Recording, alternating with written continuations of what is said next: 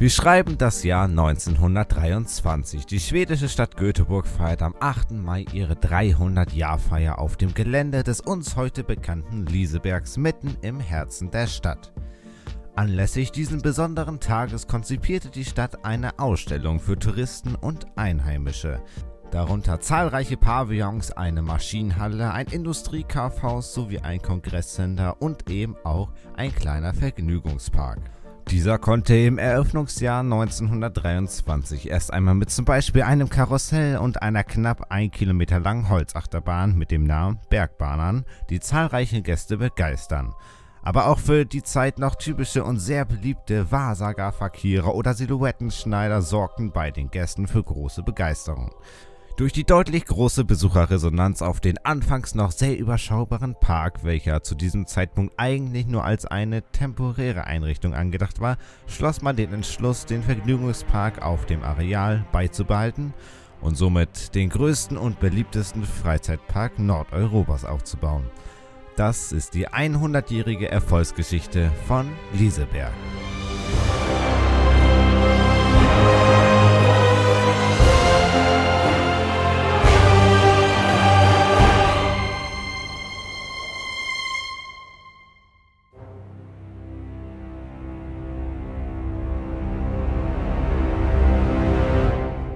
Schon bei der Eröffnung des Parks konnte er, wie eben schon angesprochen, mit einigen großen Attraktionen die Gäste begeistern.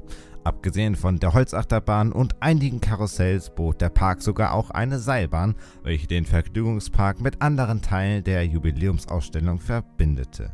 Bei der Holzachterbahn Bergbahnern kam es allerdings 2 Tage nach Eröffnung zu einem Unfall, bei welchem 2 Züge kollidierten, woraufhin die Attraktion erst einmal vorübergehend geschlossen wurde.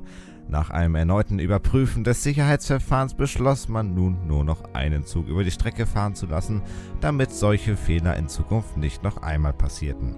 Nach nur weiteren 2 Tagen wurde die Bahn dann aber auch wieder für die Gäste geöffnet. Übrigens hielt am 11. Juli 1923 der gute alte Albert Einstein einen Vortrag über seine Relativitätstheorie in dem Kongresscenter. Ein Jahr nach der erfolgreichen Eröffnung des kleinen Vergnügungsparks beschloss der Göteborger Stadtrat am 24. November 1924 schließlich den Park für 1 Million schwedische Kronen zu kaufen, was aktuell umgerechnet ca. 84.500 Euro entspricht. Daraufhin wurde der Park dann wieder ein Jahr später auch schon von dem städtischen Unternehmen Liseberg AB übernommen, welche auch noch heute den Park leitet. Ein durchaus großer und wichtiger Teil in der Erfolgsgeschichte von Liseberg waren die vielzähligen Musik- und Tanzangebote, wie zum Beispiel das 1926 eröffnete Tanzlokal Polketten. Natürlich müssen die zahlreichen Besucher auch entsprechend vom Park am Eingang begrüßt werden, weshalb schon 1929 das markante rosa Eingangsgebäude mit damals noch einem Turm entstand. Der zweite und bis heute bestehende Turm kam anschließend 1939 und war somit auch eine deutlich zu erkennbare Anlehnung an das Eingangstor der Jubiläumsausstellung 1923. In den folgenden Jahren kam von noch einigen weiteren Karussells auch ein kleines Funhaus zu dem Portfolio dazu. Im Jahre 1927, also 5 Jahre nach der Eröffnung, bekam der Park das erste Mal 2 etwas größere Neuheiten. Zum einen ein Autoscooter mit dem Namen Radio Biilana, welcher im Laufe der Jahre immer wieder mit neuen Wagen oder auch neuer Technik ausgestattet wurde. Man findet übrigens bis heute einen Autoscooter im Park, welcher, wer hätte das gedacht, auch immer noch Radio Biilana heißt. Die zweite große Attraktion von 1927 war zur damaligen Zeit die teuerste Attraktion der Welt, welche den einfachen Namen Autokarussellen trug und ein für heutige Verhältnisse kleines Rundfahrgeschäft ist, in welchem die Gäste in kleinen Autos sitzen. Diese wurde allerdings schon 2 Jahre später wieder verkauft an einen weiteren bekannten schwedischen Freizeitpark, nämlich Gröna Lund, welcher in dem Jahr schon sein 45. Jubiläum feierte und in diesem Jahr 2023 schon 140 Jahre besteht. 2 Jahre später, 1929, erhielt der Park dann auch die erste europäische Attraktion mit Wirbelwinden, einer sogenannten Walzerfahrt von Schwarzkopf. Diese blieb, man mag es kaum glauben, bis 2021 im Park und musste dann nach 92 Jahren für die beiden Attraktionen Turbo und Tempus weichen, wodurch außerdem der Grundstein für den neuen kleinen Themenbereich Luna Park gelegt wurde. In den darauffolgenden 1930er Jahren eröffnete der Park natürlich auch immer wieder neue Attraktionen, um die Besucher weiterhin anzulocken. Darunter sogar ein Schwimmbad, das Lisebergsbadet, welches sogar bis 1956 bestehen blieb, dann kurz ein Jahr lang als Boxring genutzt wurde und schließlich als provisorisches Lagerhaus. Nach den Anfangsjahren des noch recht kleinen Parks überstieg bereits im Jahre 1936 die Zahl der Besucher von Liseberg 1 Million. Damit war nicht nur ein großer Meilenstein in der noch frühen Geschichte des Parks erreicht, sondern auch ein sehr optimistischer Ausblick auf die weitere Zukunft von Liseberg. Wir befinden uns nun in den 1940er Jahren. In Europa ist nun schon der Krieg ausgebrochen, doch Liseberg beschloss sich dazu trotzdem wieder seine Tore zu öffnen und das sogar mit einem neuen Riesenrad im Eingangsbereich. 2 Jahre später wurde nicht nur ein weiteres Karussell eröffnet, sondern auch eine neue Zirkusshow eingeführt, welche unter anderem mit den für damalige Zeiten typischen Zirkustieren die Gäste begeistern konnte. Abgesehen von weiteren Attraktionen mit Tieren, wie zum Beispiel Ponyreiten, eröffnete im Jahre 1944 das große Planetarium, welches anscheinend nicht besonders beliebt war und deshalb 1947 auch schon wieder geschlossen wurde. Daraufhin wurde dieses aber dann ein Jahr später zu einem Theater umgebaut, welches ihr auch heute noch direkt neben dem Eingang im Park finden könnt. 1945, als der Zweite Weltkrieg endlich wieder zu Ende war, konnte der Park nun auch wieder deutlich einfacher neue Baugenehmigungen erhalten, woraufhin auch direkt ein neues auf dem Kopf stehendes Haus, eine weitere Autoscooter-Attraktion und auch eine Parkeisenbahn gebaut wurden. Diese fuhr allerdings nicht auf Schienen, sondern fuhr so auf den Wegen ein wenig durch den Park.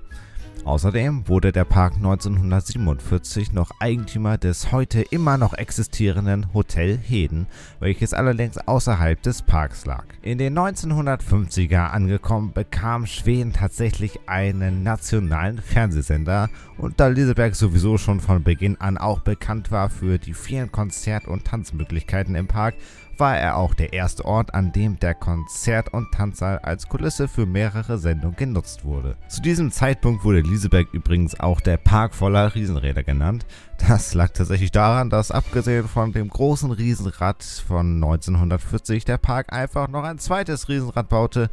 Und wäre das ja nicht genug, kam noch im selben Jahr ein drittes kleines Riesenrad dazu.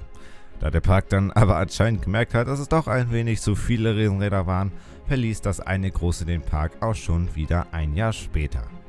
Wie wir vielleicht jetzt schon gemerkt haben, liebte Liseberg zu dieser Zeit sehr gerne Karussells und Rundfahrgeschäfte.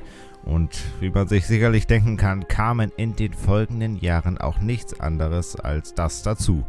So öffnete der Park ganze 7 Rundfahrgeschäfte in nur 5 Jahren. Abgesehen davon kam 1955 noch ein neuer Dark Ride unter der ersten Achterbahn Bergbahn dazu, was sich ein bisschen so danach anhört, dass die Leute schon damals gemerkt haben, dass sie keinen Platz zum Erweitern haben. Grüße ans Phantasialand an dieser Stelle. Naja, was auch neu dazu kam, war die erste Wasserattraktion im Park, welche quasi eine Art Vorgänger des uns heute noch bekannten Lokflumes war. Da die Gäste damit anscheinend genug Wasser hatten, schloss, wie wir vorhin schon gelernt haben, 1956 das Schwimmbad in Liseberg. Das lag aber auch daran, dass in der Nähe des Parks ein neues Schwimmbad eröffnete. 2 Jahre später wurde dann noch als letzte Attraktion in diesem Jahrzehnt ein neues Spukhaus eröffnet. Die 1960er Jahre waren anfangs tatsächlich erst einmal geprägt von gar nichts, denn der Park baute von 1960 bis 1966 lediglich nur ein paar weitere kleine Rundfahrgeschäfte. Es fanden einige Konzerte statt und der Tanzsaal wurde einmal erneuert. Im Jahr 1966 wurde dann allerdings mal wieder ein bisschen mehr Geld in die Hand genommen und so bekam der Park mit Super 8 seine erste Stahlachterbahn. Nach der Eröffnung im April kam die Bahn tatsächlich schon auf 460.000 Fahrgäste alleine im Sommer und war somit ein voller Erfolg. Anscheinend wurde der Park nun schon wieder ein bisschen größenwahnsinniger und da wir wissen, dass Liseberg zu diesem Zeitpunkt sowieso schon genug Riesenräder hatte, bauten sie einfach noch eins. Dieses war sogar mit 30 Metern Höhe das größte Riesenrad der Welt. Daraufhin durfte dann die Firma Schwarzkopf noch ein paar weitere Attraktionen liefern, wie zum Beispiel ein Dark Ride oder eben noch weitere kleine Rundfahrgeschäfte. In den Anfängen der 1970er Jahren kamen erst einmal allerlei Stars in den Park, um auch einmal ein Konzert in Liseberg zu geben. geben. Darunter Jimi Hendrix, die Rolling Stones oder auch Elton John. Im Jahre 1973 war es dann auch schon soweit, der Park feierte seine 50. Jubiläumssaison. Also musste auch wieder eine neue Attraktion her und das war natürlich keine geringere als der Flume Ride, eine 600 Meter lange Wildwasserbahn, die durch den größten Teil des Parks verlief.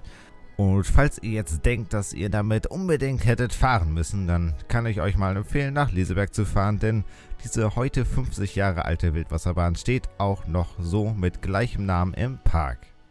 Leider musste der Park im selben Jubiläumsjahr auch einen Verlust einstecken. Am 9. Oktober 1973 brannte nämlich das Konzerthaus bis auf die Grundmauern nieder und war demnach auch in keinster Weise zu retten. Aber der Park sieht ja immer das Positive in allen Dingen, also nutzen sie die frei gewordene Fläche und bauten einen neuen Kinderbereich mit vielen kleinen Attraktionen für die kleinen Besucher des Parks. Aber auch einige Cafés und Musikpavillons für die älteren Gäste wurden neu dazugebaut. Im Winter wird es ja bekanntlich immer ein wenig kälter und im Dezember steht dann auch noch Weihnachten vor der Tür. Das hat sich Liseberg 1974 auch einfach mal zum Anlass genommen, an 2 Wochenenden im Dezember das erste Mal einen Weihnachtsmarkt zu veranstalten, bei welchem die Gäste auch in der kalten Jahreszeit einige gemütliche Aufenthalte im Park genießen konnten. Im selben Jahr gewann übrigens die schwedische Band ABBA mit dem Welthit Waterloo den Eurovision Song Contest und nahm dies dann im darauffolgenden Jahr 1975 zum Anlass, natürlich auch ein Konzert in Liseberg zu geben, das aber tatsächlich schon zum 2. Mal.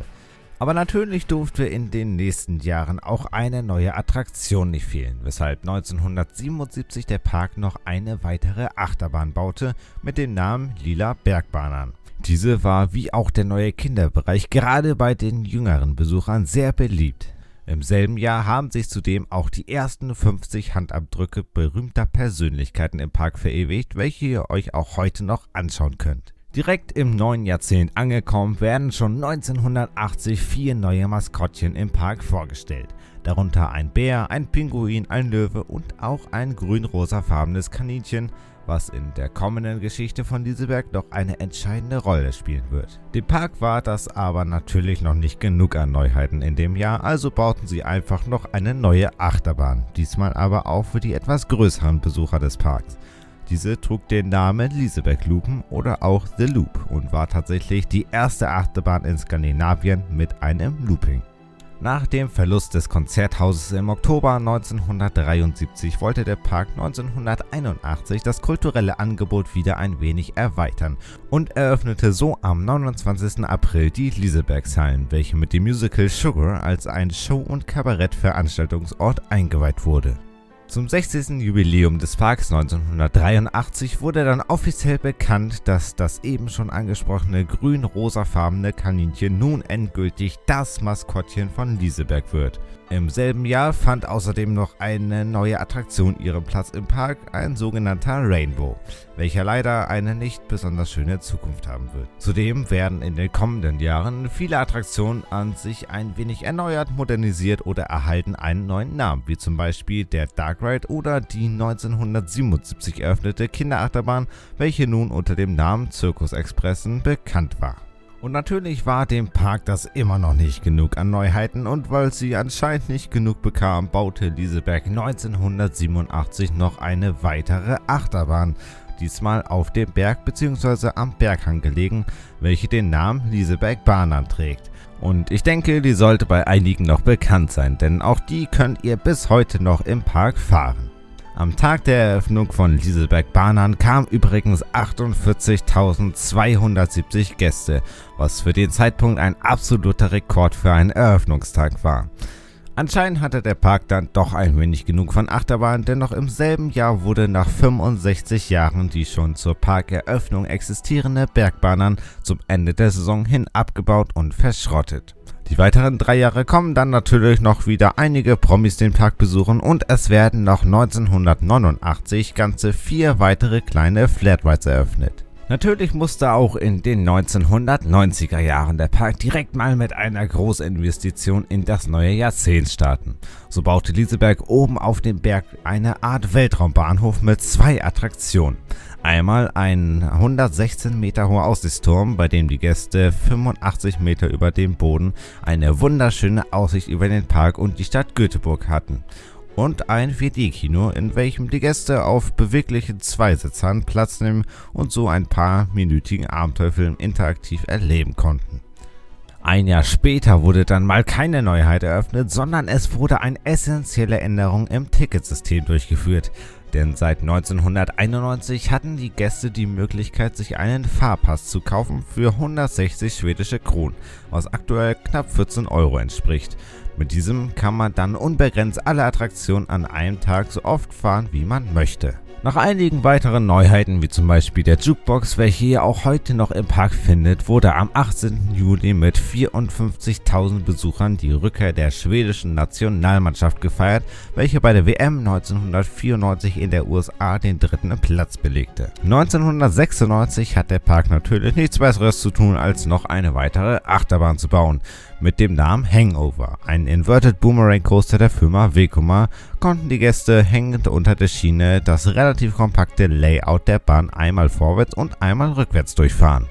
Nur leider kam es vor der ersten Premierenfahrt zu technischen Problemen, weshalb die Gäste noch weiter auf eine Fahrt mit Hangover warten mussten. Tja, und wie sie warten mussten. Die Bahn stand den ganzen Sommer über immer noch still und wurde dann erst ein Jahr später 1997 eröffnet.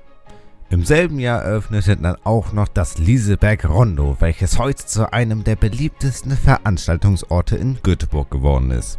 Damals wie auch heute kann man sich dort nicht nur von den beeindruckenden Shows faszinieren lassen, sondern währenddessen auch noch ein einmaliges Abenddinner genießen. Zur Freude der Besucher wurde außerdem eine weitere Fläche zur Autobahn hin auf der anderen Seite des kleinen Flusses erschlossen, woraufhin auch noch 1997 das neue Rafting Colorado eröffnete.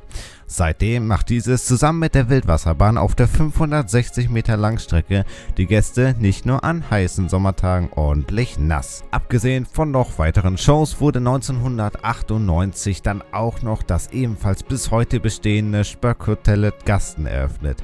Ein interaktives Horrorhotel, in welchem sich die Gäste für aktuell 30 schwedische Kronen, also ca. 2,50 Euro, einmal von der einmaligen Atmosphäre und Live-Erschreckung so richtig gruseln können. Kurz vor der Jahrtausendwende baute der Park dann nochmals ihr Show- und Konzertrepertoire aus mit einer neuen großen Bühne inklusive neuer Ton- und Lichttechnik, um so den Gästen eine noch nie zuvor dagewesene Qualität zu bieten. Direkt zu Beginn des neuen Jahrtausends hat sich der Park wohl überlegt, was ihm denn noch fehlte. Also baute man erst einmal einen Freefall Tower. Aber natürlich kein normaler. Dieser Turbo Drop Tower mit dem Namen Höjdskräcken schoss nicht nur mit hoher Geschwindigkeit nach oben, sondern tatsächlich auch wieder nach unten, was den Gästen ein besonders intensives Fahrgefühl bot. Wie der Park 1974 schon einmal mit einem kleinen Weihnachtsmarkt begonnen hat, gibt es nun seit 2000 die bis heute traditionelle Weihnachtszeit in Liseberg. Mit einem großen Turm in Weihnachtsbaumoptik, ca. 2 Millionen Lichter, eine Eisbahn, dem Weihnachtsmann und noch vieles mehr, was so zu Weihnachten dazugehört, begrüßt der Park nun auch jährlich die Gäste in der kalten Jahreszeit mit dieser einmaligen Atmosphäre. Die beiden Jahre darauf wurde dann noch das ehemalige 4D-Kino in ein normales Kino umgebaut und im hinteren Parkteil wurde noch ein weiteres Thrill-Fahrgeschäft mit dem Namen Spin Rock gebaut, bei welchem ihr hoch, runter, vor, zurück und irgendwie im Kreis und auch über Kopf fahrt, damit ihr auch ja die Orientierung verliert. Und 2003, also 6 Jahre nach der letzten Achterbahn, war es dann auch endlich mal wieder Zeit für etwas Neues. Und diesmal sogar etwas ganz Neues. Zum 80. Jubiläum des Parks baute man auch im hinteren Teil direkt an der Autobahn gelegen eine Holzachterbahn mit dem Namen Balder. Diese wurde nicht nur von Intermin gebaut, sondern unter anderem auch von dem deutschen Hersteller Holzbau Cordes, welcher zum Beispiel auch die höchste und schnellste Holzachterbahn Europas, den Kolossos, im Heidepark Resort gebaut hat. Aufgrund des eher reduzierten Platzes im Park war das Layout hier natürlich deutlich kompakter, aber dennoch so gut, dass die Bahn direkt im selben Jahr der Eröffnung und noch 2 weitere Jahre in Folge zur besten Holzachterbahn der Welt gekürt wurde. Jetzt hatte der Park echt nicht genug mit Achterbahn und er baute gleich 2 Jahre später, also 2005, direkt neben Balder einen Hydraulic Launch Coaster, ebenfalls von Intamin, mit dem Namen Kanonen. Auch diese Bahn war so in der Form tatsächlich die erste ihrer Art in den nordischen Ländern Europas. Für eine weitere Neuheit in diesem Jahrzehnt müssen wir nun wieder 2 Jahre später mal einen Blick auf den Berg werfen, denn hier eröffnete am 28. April die Riesenschaukel Upswing It, welche gerade durch die einmalige Lage am Berghang bei den Fahrgästen für besonderen Nervenkitzel sorgt. Da Liseberg ja schon von Anfang an für ihre Konzert- und Event-Locations bekannt war, baute der Park 2008 dann auch noch eine weitere kleine Event-Location für weitere Konzerte und sonstige Events.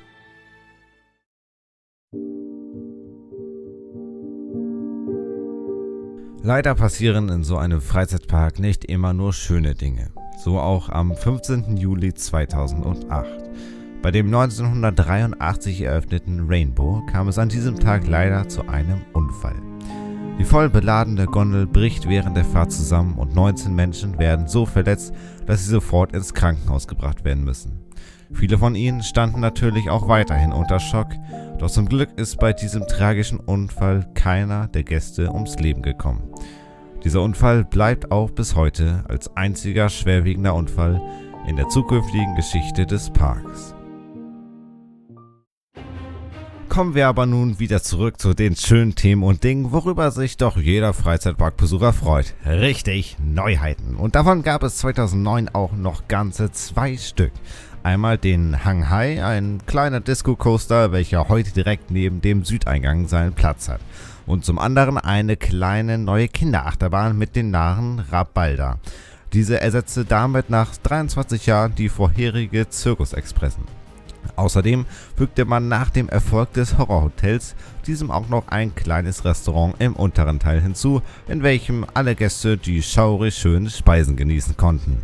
So langsam nähern wir uns auch schon dem Liseberg, wie wir es heute kennen, und dafür wurde gleich im Jahre 2011 der ehemalige Aussichtsturm ein wenig umgebaut, sodass die Gäste anstatt einer Scheibe nun einen Bügel bekamen und dazu dann auch noch ein wenig schneller den Turm wieder herunterfuhren. Hier entstand nämlich ein neuer Freefall Tower, welcher für alle, die sich trauen, auch noch weiterhin eine wundervolle Aussicht über die Stadt garantiert.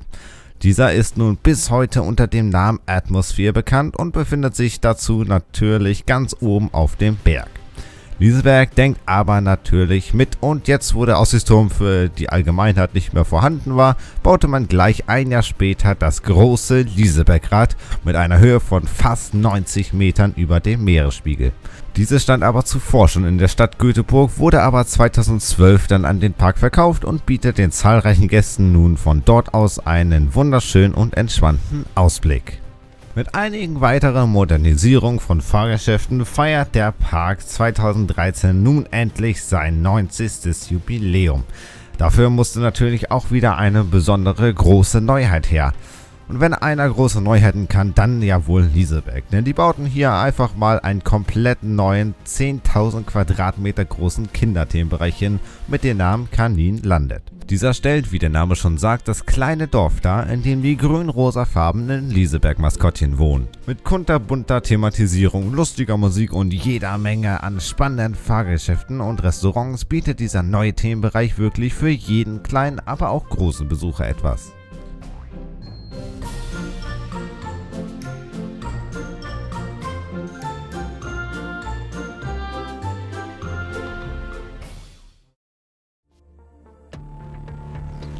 Es ist Anfang Oktober 2012.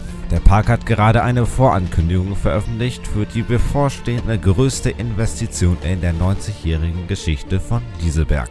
Ein knapp 17 Millionen Euro teures Projekt, welches seit diesem Zeitpunkt unter dem Namen Helix bekannt ist.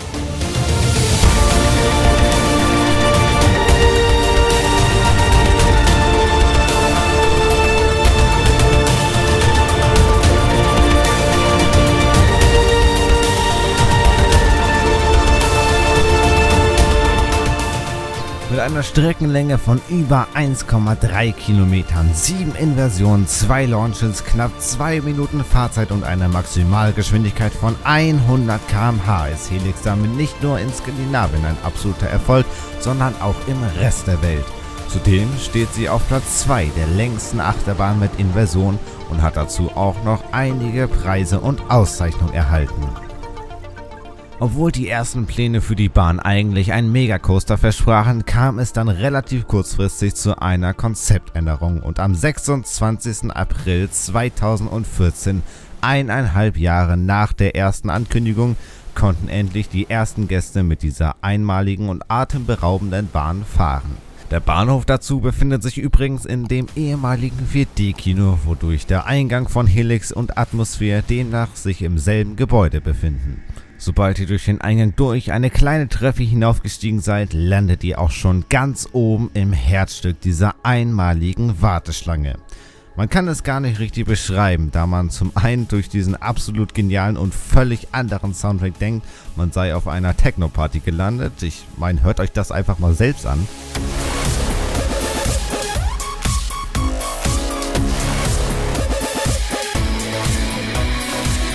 Und zum anderen durch diese total verwirrende und verschlungene Warteschlangenoptik weiß man nicht mal wirklich, wo man sich gerade eigentlich befindet. Sobald ihr es dann durch dieses absolut verrückte Labyrinth durchgeschafft habt, findet ihr euch auch schon in dem Bahnhof wieder, in welchem der deutlich zu erkennende hellgrüne Zug von Magritte auf euch wartet. Wenn ihr dann in einem der 10 Reihen des 5 Wagen langen Zuges Platz genommen habt, geht es mit einer sich auf der Decke synchron zu dem Zug abspielenden Animation auch schon direkt los und aus dem Bahnhof raus. Und mit direkt los meine ich direkt los. Nachdem man gleich mal die erste Inversion hinter sich gebracht hat, folgt natürlich auch nichts anderes als der erste der beiden Launches. Und was danach passiert, kann man schwer in Worte fassen. Mit was für einer Geschwindigkeit der Zug auf dem Berg neben und über den Wegen langfährt, ist wirklich nur mehr als genial. Zudem hat man irgendwann auch langsam das Gefühl, dass die Fahrt langsam auch mal zu Ende sein kann. Und natürlich kommt dann nochmal der zweite Launch und schießt euch nicht nur auf die Maximalgeschwindigkeit, sondern auch auf den nicht zu übersehenden Tophead der Bahn, ganz oben auf dem Berg. Im Anschluss folgt dann noch ein so unglaublich guter Airtime-Hügel, bei welchem man ohne Bügel noch ein paar Meter weiter fliegen würde und zudem auch noch eine grandiose Aussicht über die Stadt Göteborg hat. Und natürlich, wie das so üblich ist, zum krönenden Abschluss eines Mag Launch Coasters wird man mit einer wundervollen Hardline Roll, also einer letzten Inversion, in die Bremse geschickt. Und da, wie eben schon gesagt, die ganze Station auf dem Berg liegt, hat man auch hier von der Bremse aus nochmal einen wunderschönen Ausblick von oben auf die Stadt Göteborg. Ich weiß auch nicht mehr, was ich zu dieser einmaligen Bahn noch sagen soll. Genieße einfach nochmal dieses absolute Schmuckstück, was sich Liseberg da 2014 hingestellt hat.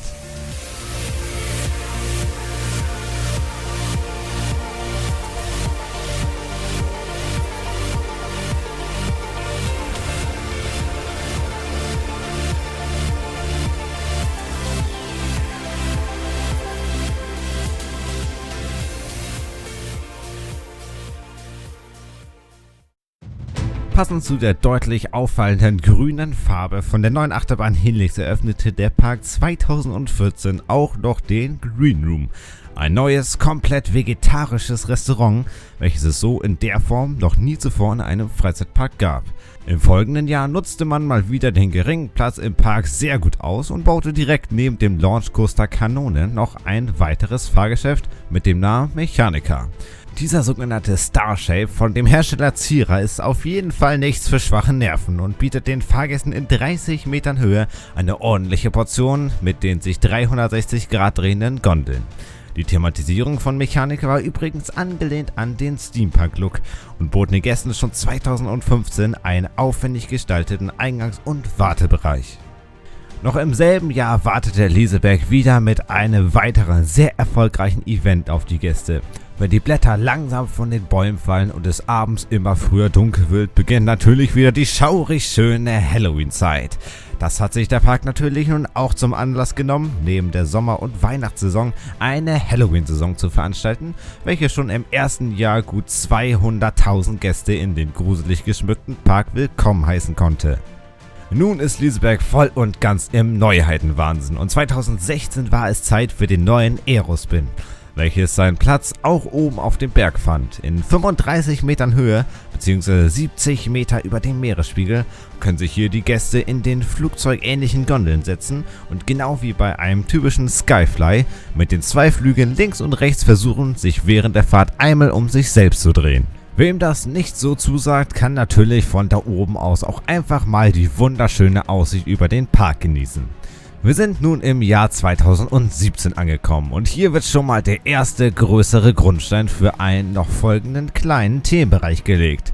Neben der 2003 eröffneten Holzachterbahn Balder, direkt an dem kleinen Fluss gelegen, eröffnete das Fahrgeschäft Loke. Dieser Zero Swing von Intamin ist eine Art Riesenschaukel, bei welcher die Gäste in einem Kreis angeordnet auf bis zu 42 Metern Höhe hin und her schaukeln. Und wie wir alle wissen, wird Liseberg gerne mal ein bisschen größenwahnsinnig. Also war es 2018 mal wieder Zeit für eine weitere Achterbahn. Am 10. August eröffneten sich endlich die Tore des neuen und einmaligen Dive Coasters Valkyria. Zusammen mit der zuvor eröffneten Attraktion Loke ist die neue Bahn ein Teil der gut 20 Millionen Euro teuren Großinvestition für 2017 und 2018. Schon zuvor, im Jahr 2017, veröffentlichte der Park ein virtuelles On-Ride-Video, in dem die Gäste schon einmal die zukünftige Fahrt erleben konnten. Liseberg wäre natürlich nicht Liseberg, wenn sie einfach nur einen weiteren Dive Coaster in ihr Repertoire aufnehmen würden. Denn schon früh war bekannt, dass Valkyria der höchste und längste Dive Coaster Europas werden wird. Damit hat sich der Park nicht nur ein weiteres Aushängeschild geschaffen, sondern holt sich mit der neuen Park auch noch viele weitere Thrillseeker in den Park. So können sich nun seit dem 10. August alle, die sich trauen, von 47 Metern Höhe ganze 50 Meter senkrecht in die Tiefe stürzen lassen und mit für Dive Coaster eher untypischen 3 Inversionen und einer Maximalgeschwindigkeit von 105 km/h einen Nervenkitzel der besonderen Art erleben. Mit Valkyria war nun auch der letzte Bauausschnitt des kleinen neuen Themenbereichs angelehnt an die nordische Mythologie fertiggestellt.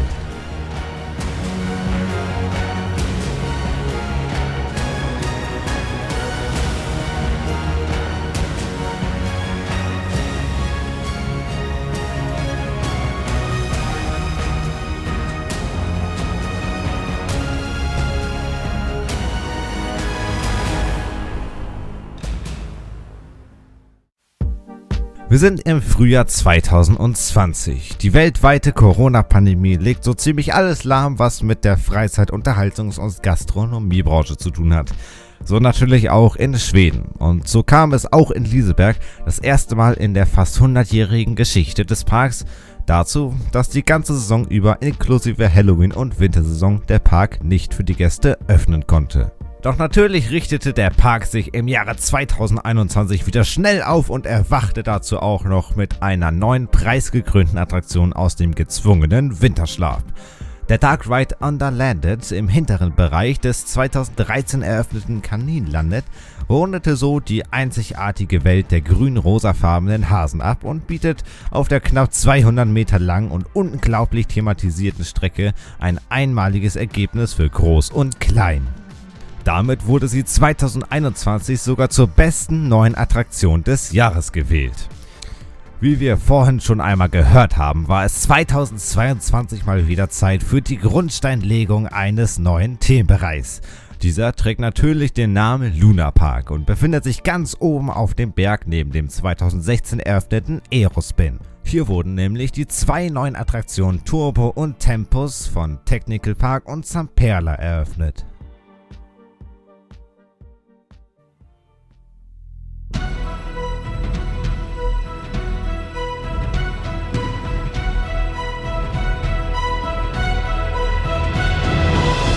Nun ist es endlich soweit. Am 29. April 2023, ganze 100 Jahre nach der erstmaligen Eröffnung, lädt der Park wieder die zahlreichen Gäste in die einmaligen Themenbereiche ein und eröffnet erneut wieder seine Tore.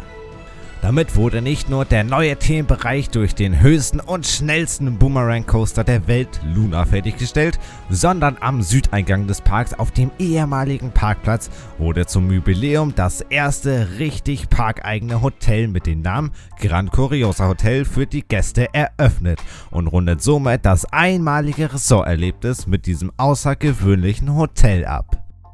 Natürlich bleibt Liseberg aufgrund der 100-jährigen Jubiläums nicht untätig, denn es wird schon im nächsten Jahr passend zum Hotel ein riesiger Wasserpark, das Liseberg Oceana, neben dem neuen Hotel eröffnet, damit die Gäste einen noch abwechslungsreicheren und unvergesslicheren Besuch in diesem einmaligen Park erleben können. Aber bevor es soweit ist, heißt es erst einmal Gratulation, Herr Liseberg, zu dieser 100-jährigen Erfolgsgeschichte.